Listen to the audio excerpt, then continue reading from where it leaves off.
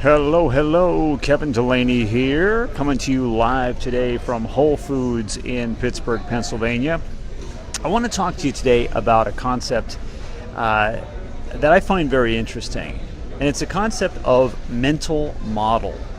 And if any of you are familiar with NLP, neuro-linguistic programming, you may be familiar with this concept. Mental model basically has to do with how you see the world.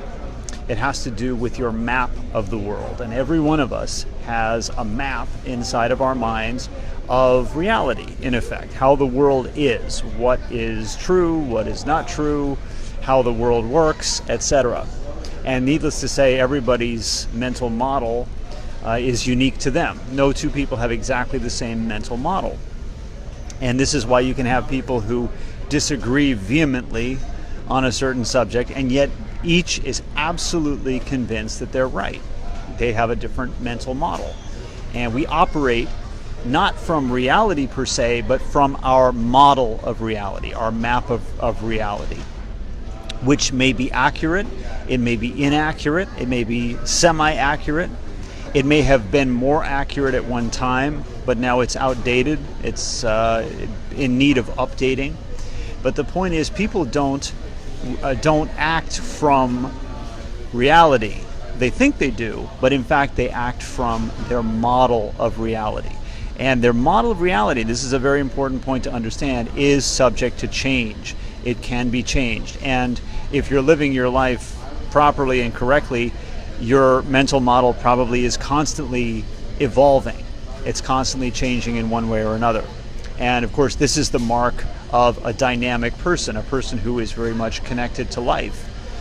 Is their model of things, their concept of things is constantly being updated, it's constantly evolving, as opposed to somebody who is just set in their ways and, this is the way it is, and there's like no evolution, there's no growth, there's no change whatsoever in their mental model. And this is a very important point to really get and to understand.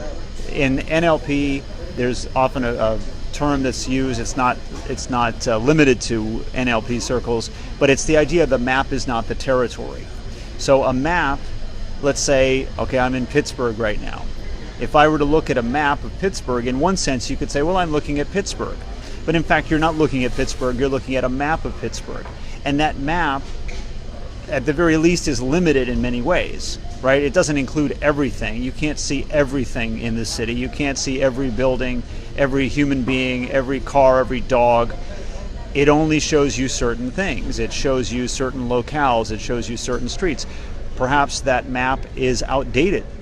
Perhaps that map was accurate, in terms of showing the streets and whatnot at one time, but maybe it's 20 or 30 years old, and in fact there are streets that have been put in that are not on that map. So the map is semi-accurate, but it's not entirely accurate. But we do ourselves a disservice when we confuse the map with the territory. The map is not the territory. The map is, at best, if it's an accurate map, a guide to the territory.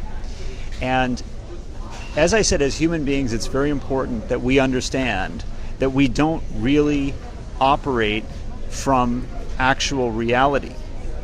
We operate from our map of reality. Now, we want our map of reality to reflect reality as much as possible, but we have to understand we can be wrong.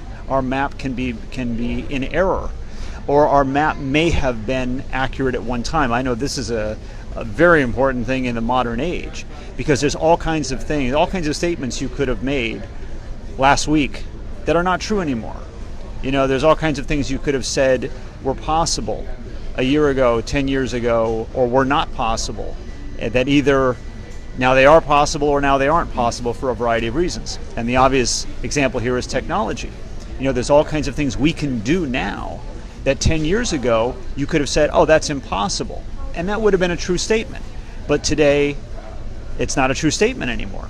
And it's interesting, talking sometimes with older people, especially who are not real up on technology. It's interesting how sometimes older people, you'll notice they're kind of living mentally in a somewhat earlier time, like they're not aware of what is possible today. And it can be a kind of an interesting experience to present somebody who perhaps is not up on the modern technology, present them with a new possibility and kind of watch them look at you like, what? You can do that? It's like, well, yeah, you can do it now. You didn't used to be able to for a long, long time, but now you can, whatever it might be. I like to give the example of ordering groceries through your computer. You know, you could have somebody who maybe they're aware that you can order books and you can order other types of, you know, hardware items or whatnot through a website, but, you know, why wouldn't it be nice if you could order groceries through your computer? Yeah, that would be nice. Obviously, you can't do that. Well, you can now. You can order groceries. You can order all kinds of things. I mean, you can order anything. You can actually order food from a restaurant. Even if that restaurant doesn't offer delivery, there are services now that will go to that restaurant and get that food for you and bring it to your door. One of my great mottos here is yesterday is not today. Today is not yesterday. The world is changing, and we need to change along with it. And that means that we have to be flexible in our lives. We have to have a flexible mental model.